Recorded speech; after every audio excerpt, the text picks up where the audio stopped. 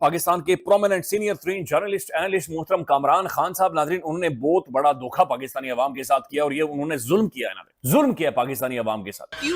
کیا ہوئی؟ انہوں نے ایک ویڈیو پیغام جاری کیا. انہوں نے کہا پاکستان اگلے چند مہینوں میں ایسے جانے والا ہے، ایسے دیکھیں ملک ترقی کرتے ایسے ایسے کر کے انہوں نے ایسے جائے گا. اب ناظرین کہہ رہے ہیں نہیں ملک ایسے چلا گیا ہے، لٹرلی وہ کہہ رہے ہیں ایسے نیچے چلا گیا. پاکستان کی ایک طرف وزیر خزانہ جناب محمد اورنگزیب صاحب یہ کہیں کہ اس وقت جو بلو اکانومی ہے that is a game changer, اور پاکستان کی فیوچر گروتھ کے حوالے سے ملک میں بتایا جا رہا ہے کہ کافی ایک پوٹینشیل ہے انویسٹمنٹس کے بھی لحاظ سے $100 بلین کی جہاں پر بات ہوتی ہے. لیکن دوسری طرف معیشت کے حوالے سے 24 ادارے بیچنے، معدنیات کے ٹھیکوں کا فیصلہ ہے، اس میں بہت لمبا چوڑا کمیشن ہے. آج خود وزیر خزانہ نے جو اعلان کیا نا کہ ہمیں فوج کے اخراجات پورے کرنے ہیں اور اس کے لیے ہمیں سرکاری اخراجات کم کرنے ہوں گے، یعنی یہ سرکاری ادارے بیچنے ہوں گے. 25 کروڑ کے ایک ملک سے اگر کوئی بھی پارٹی، کوئی بھی سرمایہ کار یہاں سے نکل رہا ہے then there has to be something very serious with that country. یعنی 25 کروڑ کی آبادی کا ملک ایک بہت بڑے پوٹینشیل کا ملک سمجھا جاتا ہے. تو وہ کامران خان صاحب جنہوں نے ویڈیو پیغام جاری کیا ناظرین کہ ملک ترقی کرنے والا ہے اور اتنی ترقی کرنے والا ہے کہ میرے جیسے ناظرین بندے نے بھی سخان خواب امید کا دیا جلا دیا تھا. میں روزانہ یقین مانے تیل ڈالتا تھا کہ یہ دیا جلتا رہے. کامران خان صاحب نے کہا تھا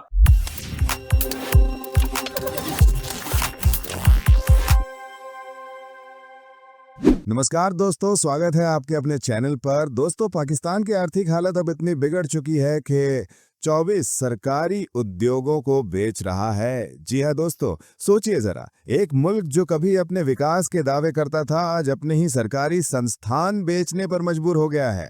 آخر پاکستان میڈیا کا اس پر کیا ری ایکشن ہے جانیں گے آگے اسی ویڈیو میں. تو اگر ویڈیو پسند آئے تو لائک کریں، شیئر کریں اور اپنی رائے کامنٹ میں ضرور بتائیں.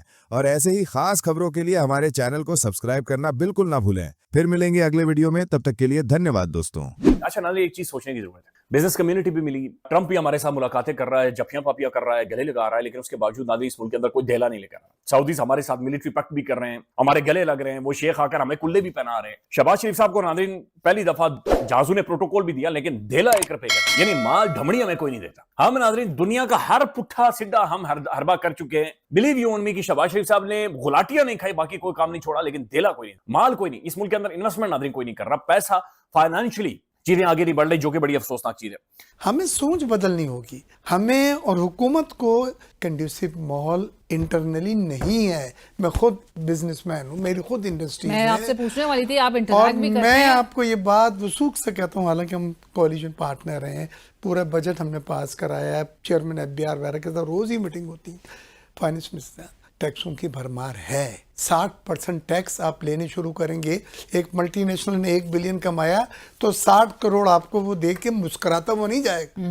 He'll be have a long face and would be thinking to exit. And why do you think Baig صاحب کہ یہاں سے جو کمپنیز ریپ اپ کر کے اپنے بزنسز وائنڈ اپ کر دی ہیں وہ کن وجوہات؟ پہلا کامن وجہ ہے جو chamber of investor, chamber of commerce and industry جو ہے، جو ان تمام ملٹی نیشنلز کے کو ریپرزینٹ کرتا ہے، اس نے کہا آپ کے یہاں دنیا میں اتنا ٹیکس نہیں ہے جتنا پاکستان میں. 60% تک 39 tax standard, 10% super tax, 5% WWP، 2% WFP، 1.25% minimum turnover tax.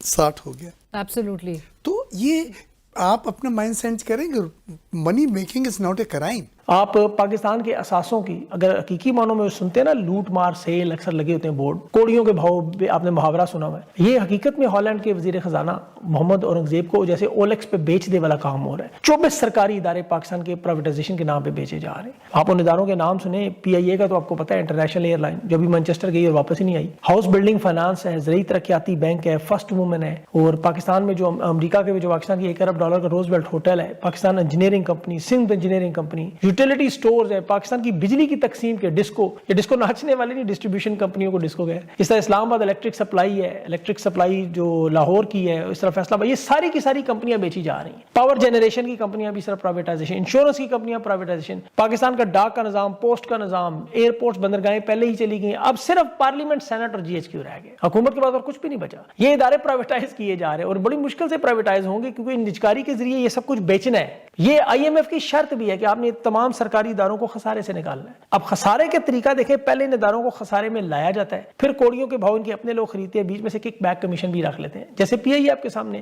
Steel مل دیکھیں تباہ برباد ہوگی. حالانکہ نواز شریف کی اسٹیل ملیں آپ دیکھیں کیسے چل رہی ہیں, شوگر ملیں دیکھیں ان کی آٹے کی ملیں دیکھیں, وہ نجکاری نہیں ہوتی, وہ سب کے سب منافع میں جا رہی ہیں. آپ حکمران طبقے کی صرف پارلیمنٹ میں بیٹھے ہوئے لوگوں کا کاروبار دیکھیں, یہ اربوں کا منافع. فوج کے زیر تمام آپ صرف چلنے والے ادارے دیکھیں, فوجی فاؤنڈیشن سب سے بڑی کاروباری تنظیم ہے, اس کے نیچے درجنوں کمپنی ہیں, اس میں ان کی سرمایہ کاری سیمنٹ میں بھی ہے, کھاد میں ہے, فوڈ میں, کھانے کے, انرجی میں, انشورنس میں, اسپتالوں میں, اسکولوں میں, بینکوں میں, ہر جگہ انویسٹمنٹ, اور مسلسل اربوں کا منافع. 2023 میں FFC نے 100 ارب سے زیادہ منافع کمایا. فرنٹیئر ورکس FWO سڑکیں بناتے ہیں, ڈیم تعمیراتی منصوبے, ان کے جو منصوبے ہیں وہ گوادر پورٹ سے لے کے سی پیک تک سارے FWO کے تحت ہیں, اور یہ حکومتی فنڈنگ کے بغیر اپنی آمدنی کو اتنا زیادہ بڑھا چکے ہیں کہ پبلک سیکٹر جو ہے وہ پرائیویٹ سیکٹر سے بہت اوپر چلا گیا ان کا. اس طرح NLC کی نیشنل لاجسٹک پورے ملک میں سامان کی ترسیل, کنسٹرکشن, لاجسٹک کا, فوج کا یہ ادارہ مسلسل منافع میں. اس کا منافع بھی نجی اداروں کے سامنے بہت بہتر ہے. آپ ان کی مصنوعات دیکھیں, گوشت کی برآمدات دیکھیں, یہ حلال فوڈ جو ہے پاکستان میں گوشت کی سب سے زیادہ ایکسپورٹ یہ کرتے ہیں.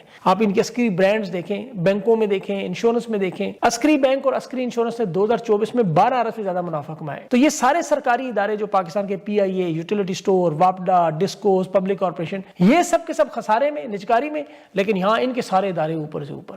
جی امتیاز گل صاحب, یہ آپ کا آرٹیکل سی پیک گون سور یہ صبح سے میرے ہاتھ میں ہے, اور میں سوچ رہا ہوں کہ اتنا عرصہ جو کچھ بیتا ہے ہم پہ, اور پھر آپ نے اس کی جو تباہی کا آغاز بتایا ہے وہ 26 امینڈمنٹ کے بعد اس کو جو پہیے لگے ہیں تباہی کے. تو ایک بات یہ بتائیے گا کہ یہ جو سارے کا سارا فیاسکو ہوا ہے, اس کا آغاز آپ نے بتایا ہے کہ وہ جو پورٹ قاسم سے $2.9 بلین جو ہیں وہ لے گئے ہیں قطر والے. اب بتائیے کہ ہمارے ہاں یہ جو آنسلاٹ آیا ہے لوگوں کے بھاگنے کا, پہلے اس پہ بات کر رہے تھے, پھر آپ کے پاس اس کے چائنا. جی بسم اللہ.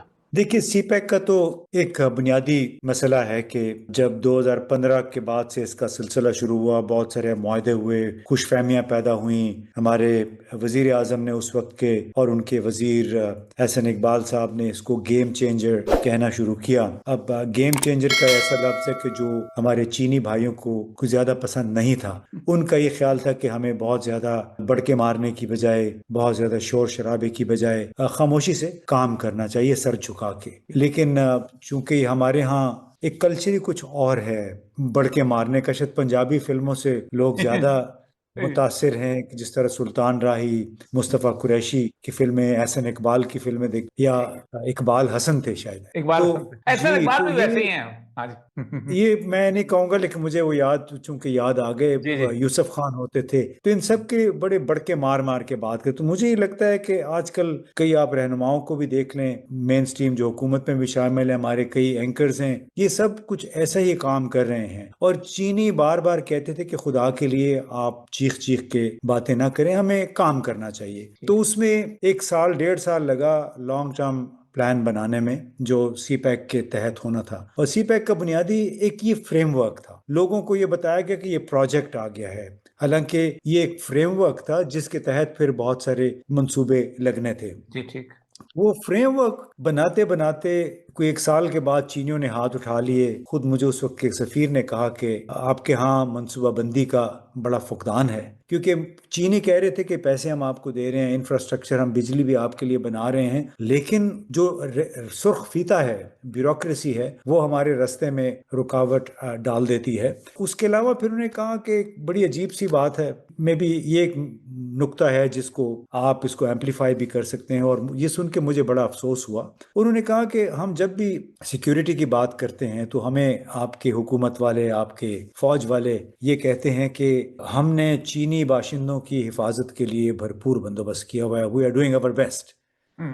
تو کہتے ہمیں یہ حیرانگی ہوتی ہے کہ یہ ہمیں اس طرح کہتے ہیں جیسے ہم پہ احسان کر رہے ہیں. تو اس قسم کی جو باتیں ہوتی ہیں, ان کو یہ سوچنا چاہیے تھا, جو کہ نہیں سوچ رہے ہیں بدقسمتی سے, کہ بحیثیت مجموعی پاکستان کے نظام پہ کی کریڈیبلٹی مشکوک ہو گئی ہے. اس کی ساکھ جو ہے اس پہ بہت بڑے سوال اٹھ گئے ہیں. لہٰذا پاکستان میں سرمایہ کاری جو ہے اس سال کم ہو کے شاید $56 ملین رہ گئی, جو غیر ملکی سرمایہ کاری ہے اب تک. اس کے مقابلے میں آپ دیکھیں, بھارت میں صرف 1 سال میں $81 ارب کی نئی سرمایہ کاری آئی ہے. آپ جو مرضی کہہ لیں, اب اللہ کرے کہ آپ بھی دیکھ رہے ہوں گے ये जो ट्रंप का वो मामला है था एक जमाने के अंदर, इंडिया के साथ जहाज गिरा दिए, ब्यूटीफुल प्लेन्स और ये और वो, अब लगता ये है कि वो शायद उसने अपनी एक ड्राउनी की सूरत हाल के में वो सारे का सारा रिवर्स सा हो रहा है। इंडिया वापस पिक्चर में आ रहा है, चाइना का वो कंटेनमेंट वाला मामला फिर बिल्टअप हो रहा है, हमारी कोई अहमियत कहीं ना कहीं कम होती जा रही है वहां कुछ। ये मुझे बताइएगा कि आगे हमारी अलाइनमेंट क्या बनेगी इस सारे मामले के अंदर, और ऊपर से हम जिस हालात में गुजर रहे हैं। देखिए, जब इंडिया का जहां तक ताल्लुक है, ये तो शुरू से मैं कहता भी रहा हूँ, मैंने अपने वीलॉग्स में भी कहा, ये बात कई लोगों को पसंद भी नहीं आई कि दुनिया की चौथी बड़ी इक़्तिसादी कुव्वत को कोई बेवकूफ़ी नज़रअंदाज करेगा। अब डोनाल्ड ट्रंप को पसंद नहीं है मोदी या इंडिया पसंद नहीं है, वो अलग बात है, लेकिन ये ज़हन में रखना चाहिए कि डोनाल्ड ट्रंप ने 3 साल के बाद चले जाना है, इंडिया ने वहीं ठहरे रहना है। जो बहुत बड़ी लॉबी है भारत नवाज, वो डेमोक्रेट्स की है, डेमोक्रेट्स भी अपनी जगह पे कायम है,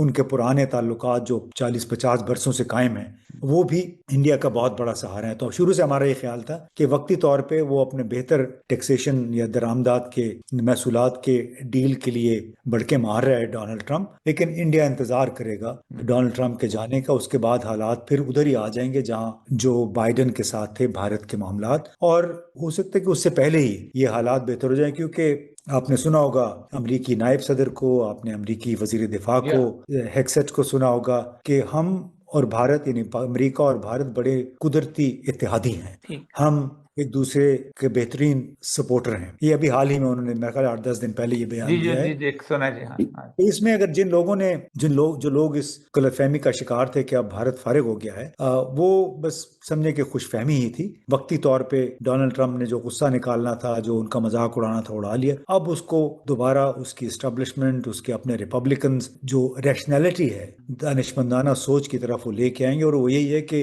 भारत चीन के मुकाबले में आपने इस इलाके में अपना एक मुस्तकिल इत्तेहादी रखना है। उनका मुस्तकिल इत्तेहादी भारत है, और भारत ही को वो इलाकाई काउंटरवेट के तौर पे इस्तेमाल करेंगे।